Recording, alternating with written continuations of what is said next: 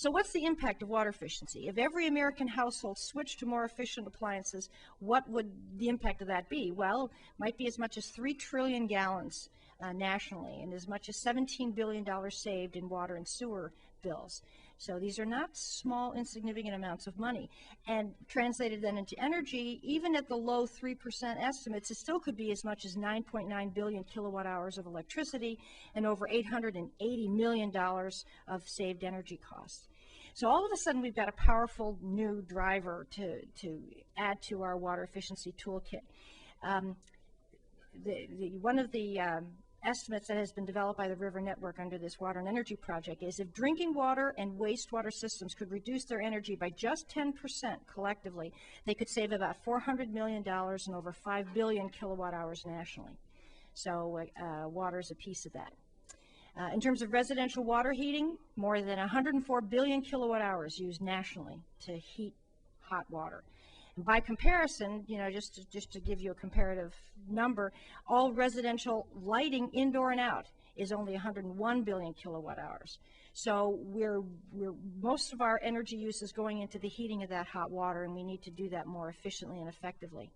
Here's a bar chart, again, comes from EPRI in 2002, showing where the major areas are of use, energy use, water-related energy use, and I won't go into that here, but you'll see it on the presentation when you download it. Again, this is data that's a little dated, and you know, when EPRI did this work, we hadn't progressed as far as California Energy Commission had, and so what we really need to do is to do some research to figure out what the numbers currently might be. So I was very pleased to hear Administrator Johnson say that he thinks more research should be funded, and I'm hoping that means that EPA might fund some of it. So if we're using 360 billion kilowatt hours, what is that? That's 9% of all U.S. electricity use. Entire residential electricity use of nearly 90 million Americans. 33% more power than is generated by all U.S. dams in 1 year.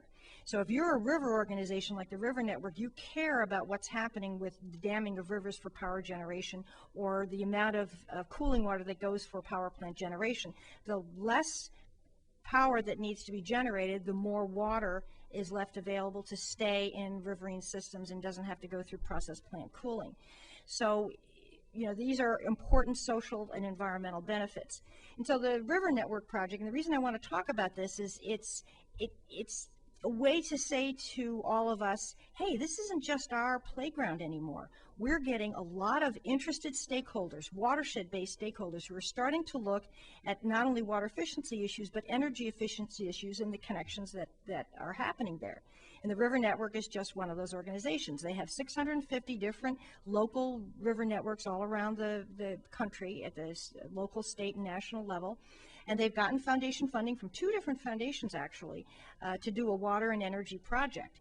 And their long-term goals for energy and water use is they'd like to help promote over a nationwide effort a 25% reduction in 10 years, up to a 50% reduction in 20 years, and a 75% reduction in 50 years. Now, those are very, very ambitious goals. But the point is they've set them. They're going to be working to meet them, and they're going to want all of our help in working with them on it. Here's what they've actually calculated is the per capita drinking water use reduction and how they would script that out for those goals over the 50 years. And of course, a lot of that is going to come from water reuse, you know, making sure that we're reusing as much water as possible, that we're not taking potable drinking water that we've treated very expensively with reverse osmosis and then just applying it to a lawn, that we're actually using non-potable water for non-potable purposes. So that's where I think they're going to get a substantial amount of that reduction. That whole blue area, 40% would be water reuse or non-potable water use.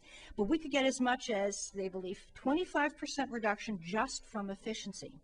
And as Administrator Johnson mentioned, Seattle's gotten 20% over the course of their program lifetime, and that's a very impressive number. But 25% goes even better than Seattle, which we recognize as one of the leaders in the country in water efficiency programs. So there's a lot of work out there that we can do, and that we as an industry, water efficiency industry, as a plumbing industry, can help contribute to in the development of new technologies and in the implementation of those new technologies. it's terrific to have an invention, but if that invention's not getting put out in the marketplace and being purchased by the consumer, if it's discouraged by some of those staff people that Administrator Johnson was mentioning who were advising the more water the better, we're not making the goal. We're not working together to make this happen. So that's part of what we're trying to do at the Alliance for Water Efficiency, is to be a partner in that important consumer messaging that needs to happen to get the consumer to understand how this all should work.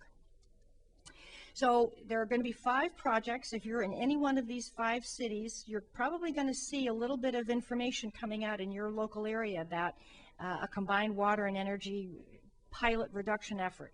There's one going to be in Atlanta, Birmingham, Alabama, Boston, Massachusetts, Nashville, Tennessee, and Portland, Oregon.